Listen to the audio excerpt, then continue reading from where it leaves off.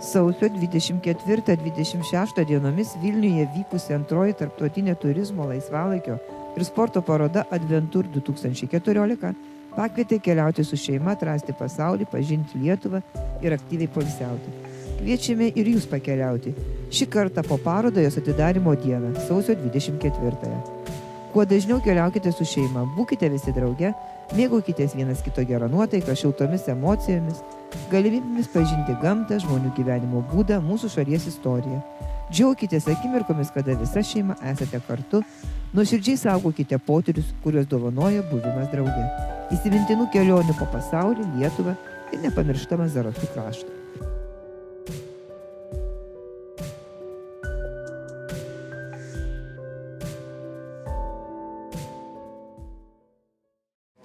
Labas rytas, ūkio ministrė, šio gražaus renginio organizatoriai, dalyviai ir svečiai.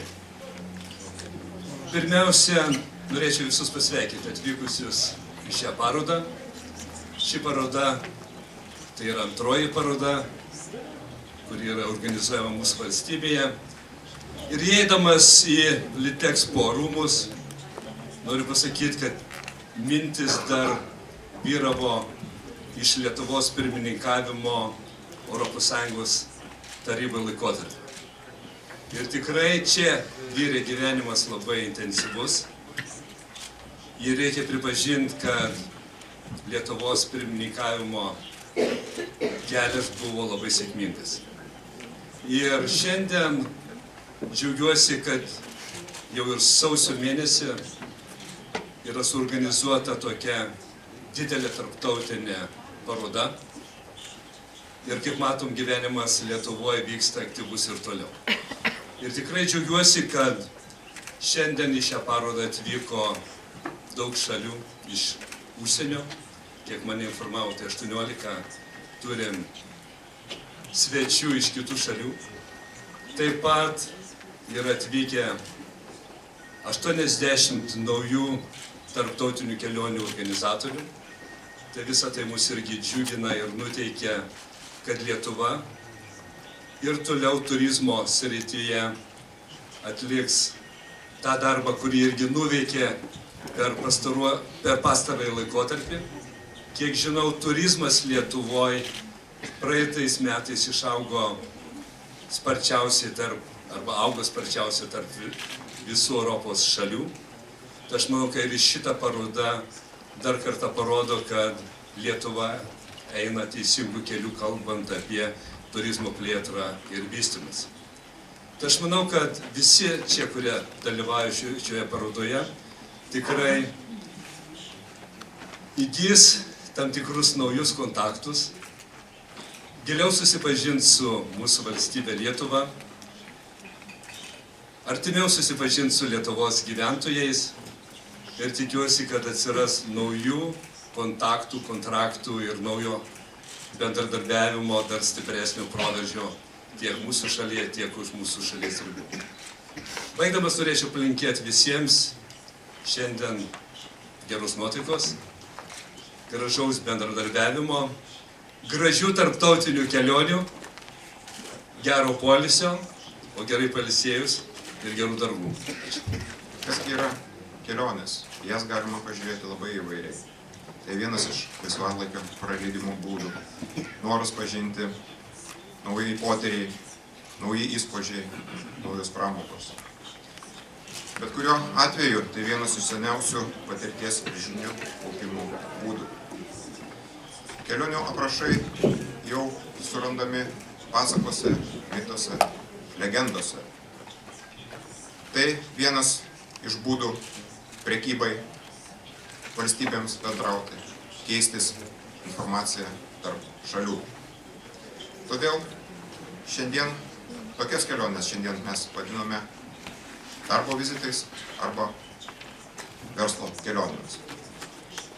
Kaip ūkio ministras ypatingai džiaugiuosi, kad Lietuva aktyviai dalyvauja Europos turizmo politikos formavime ir įgyvendinime ir yra tikrai aktyvus ir patikimas turistinių projektų partneris.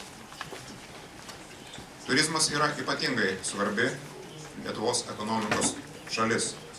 Ir reikia pasidžiaugti, kad jau 3 metai iš eilės Lietuva yra atvykstamojo užsienio turizmo lyderė Europoje. Taip pat džiugu pasakyti, kad ir mūsų tautiečiai, jų gretos, norinčių pažinti Lietuvą, savo gimtąjį kraštą, plečiasi kasmet. Turizmo infrastruktūros gerinimas prisideda prie ekonominio valstybės gerbūvio. Padeda plėstis verslui, kuria naujas darbo vietas. Ir džiugu konstatuoti, kad per praėjusius 6 metus Ūkio ministerija prisidėjo remdama įvairius turizmo projektus beveik 900 milijonų litų iš ES struktūrinės paramos lėšų. Taigi, gerbiamieji, kelionėje niekada nežinai, ką pamatysi ir ką atrasi. Net ir tuo atveju, jeigu kelionė suplanuota ypatingai kruopščiai. Taigi, būkime atviri potyriams, naujiems įspūdžiams ir niekada neatsisakykime tikrojo gyvenimo džiaugsmo, pažinimo. Savo kalbą norėčiau užbaigti garsaus amerikiečių rašytojo Čarlzo Dudley Warnerio žodžiais. Bet kokioje kelionėje nėra didesnio malonumo už jos pradžią. Todėl neabejoju, kad šiandieną daugelis iš jūsų patirs naujus kelionių įspūdžius. Tad ačiū ir gerų įspūdžių. Добрый день, господин премьер-министр, уважаемый министр, дамы и господа. Для меня большая честь представлять сегодня туристическую общественность Белоруссии на столь замечательном событии, как выставка. Я хотел выразить слова благодарности организаторам за то, что в Белоруссии представлен особый статус, статус почетного гостя. Насколько сегодня вот обсуждали о том, что белорусский турист где-то занял 5-ю часть всех туристов, которые приезжали в Литву в течение прошлого года. Нас это радует. На сегодняшний день политика нашей страны в области туризма направлена на укрепление наших отношений. Этому есть хорошая основа. Уже на протяжении нескольких лет подряд наш обмен в сфере туризма составляет где-то порядка чуть более 2 миллионов посетителей. И эта цифра постоянно неуклонно растет, это нас радует. И радует еще то, что именно спрос на услуги как белорусов в Литве, так и наоборот, он не ограничился каким-то одним аспектом. Предложения постоянно растут, расширяются. И я абсолютно уверен, что выставка, на которой мы сегодня благодаря вашему приглашению участвуем, послужит именно расширению вот этих предложений. Выставка сама по себе мы расцениваем как площадка для дискуссии, как лучше сделать туризм, как сделать, чтобы он был более доступный для наших граждан. Ну и нет сомнений, что по результатам мы, наверное, получим весьма положительные какие-то результаты. Всем участникам выставки я желаю, чтобы все задуманное вы решили, чтобы к вам пришли доброжелательные клиенты-заказчики, чтобы были подписаны выгодные контракты, ну и чтобы грядущий год принес благополучие каждой отдельной турфирмы взятой, так и в целом туризму страны, такой как Литва и Белоруссия. Желаю всем удачи и приглашаю всех посетить мою замечательную страну туризма Беларусь. Спасибо. Gerbiamas ministrė pirmininkė, gerbiami ministrai, svečiai, parodos dalyviai ir lankytojai. Aš norėčiau padėkoti mūsų partneriam, padėjusiam ir organizavusiam šią parodą. Visų pirma, Lietuvos Respublikos valstybiniam turizmo departamentui, taip pat turizmo asociacijai, Lietuvos turizmo asociacijai, turizmo rūmams. Šiemet prie mūsų, prie organizatorių prisijungusiai įmoniai Novaturas ir be abejo savo komandai, mūsų komandai, Dovilei Zapkutei projekto vadoviai ir jos vadovai Jolantai. Tiek trumpai norėčiau pakviesti visus šioje salėje esančius aplankyti visas Litexpo sales ir pasigrožėti naujais produktais, pristatom kelionėm, būtinai pasižiūrėti, ką Lietuva pasiekė per šios metus nuo praeitų metų ir susiplanuoti savo metus svetur. Garbus svečiai, mėly kolegos, prieš metus buvo krikštynos, dabar jau Adventur ženklas, puikiai žinomas visiems ir turizmo srityje užėmė savo tikrą vietą. Taip, kad tai mūsų visų nuopelnas. Labai džiaugiuosi šiandieną, kad vietinis turizmas pagaliau Lietuvos pasiekė prieš krizinį 2008 metų lygį ir lietuvių 2,6 milijono keliavo po šalį. Ir šiandieną valstybinio turizmo departamento stendas parkas, kuriame 25 turizmo informaciniai centrai, kuriame kaimo turizmas, saugomos teritorijos ir kiti mūsų partneriai, mes pristatysim viską, kas tinka keliauti ir ypač keliauti šeimoms su visom pramogom ir paslaugom. Taip pat labai džiugu, kad šiandieną 80 turoperatorių iš 18 šalių dalyvauja kontaktų mugėje Bailo Sueinė ir taip pat susipažins su visom mūsų galimybėm, o rytoj jau pradės kelionę po Lietuvą į turus ir susipažins su visu tuo, ką taip gražiai išgražinome per 23 metus, mūsų investicijas, mūsų turizmo infrastruktūrą ir ką galima svetingai pasiūlyti mūsų svečiam. Taip pat valstybinio turizmo departamento stende mes vykdome socialinių tinklų projektą Likeable Lithuania. Jūs visi galite palaikinti už Lietuvą ir tapti dalininkais skulptūros didžiausio laiko, kuris iškils, laimėjo konkursą Druskininkuose ir irgi būsite dalininkais, kas yra be galo įdomu.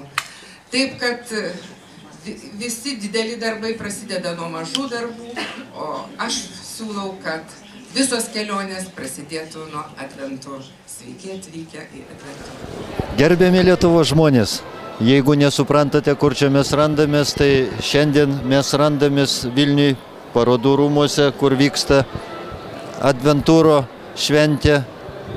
Ką tik tai buvo atidarimas, kurį atidarė premjeras mūsų.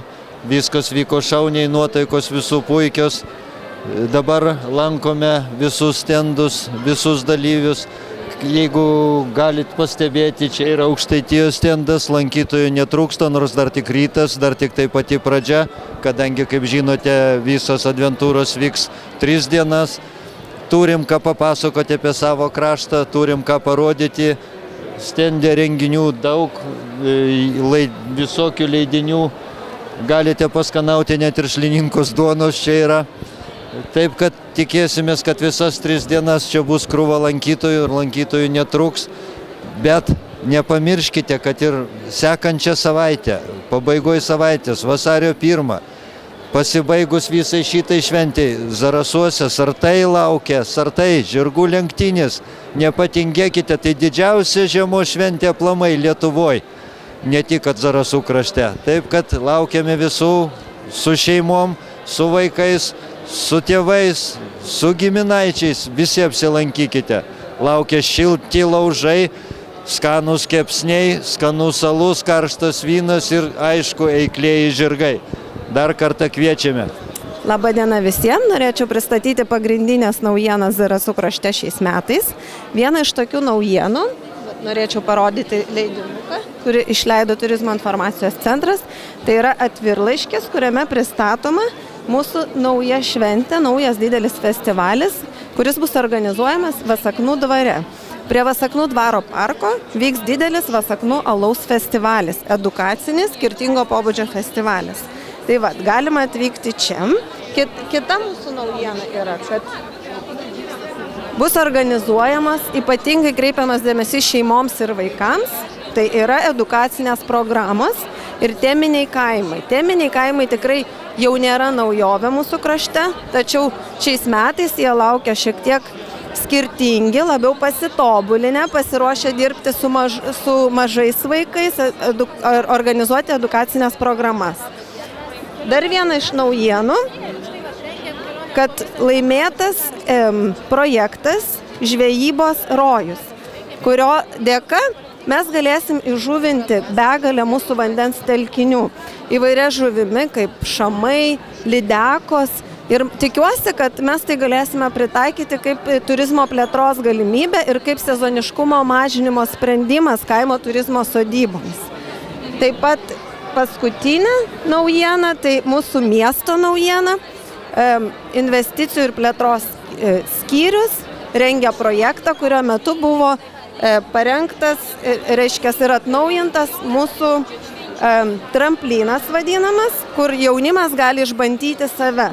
Reiškia, nušokti nuo 10 metrų aukščio, drąsiai, nebijant ir patirti, ką tai reiškia išbandyti save tokiu sportinio tipo būdu. Taip, tokios pagrindinės šių metų naujienos. Noriu pabrėžti tai, kad mes tikrai nekreipiam dėmesį vien tik tai į vasaros metu turizmo plėtrą, tačiau stengiamės orientuotis ir kitus laikotarpius. Dėl to tikiuosi, kad žvejybos rojaus tema mums padės išplėsti šitą temą ir mažinti sezoniškumą žiemos metu, organizuojant įvairius renginius ir festivalius, poledinės žūklės ir įvairius kitus renginius. Ir taip pat noriu pabrėžti, kad edukacinės stovyklos ir edukacinės programos taip pat yra gyvos ir ne tik vasaros metu, ir dėl to labai laukiame jūs mūsų įvairiapusiškame Zarasų krašte.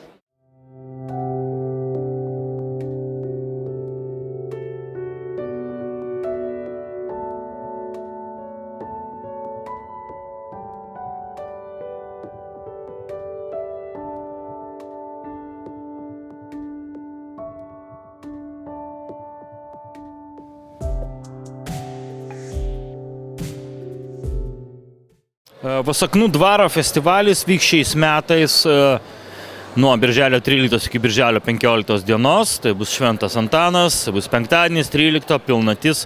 Šitą festivalį mes norim padaryti visiškai kitokį festivalį, kad tas alus liktų, kaip sakant, antroje vietoje, pirmoje vietoje būtų būtent Zarasų istorija, kultūra, menininkai vietiniai, vietinės muzikinės grupės, aišku, neišvengsime grupė ir iš užsienio. Ir todėl visus kviečiu į šitą festivalį. Nebijokite, tikrai nebus nusigerimas, tai bus labai puikiai pramoga.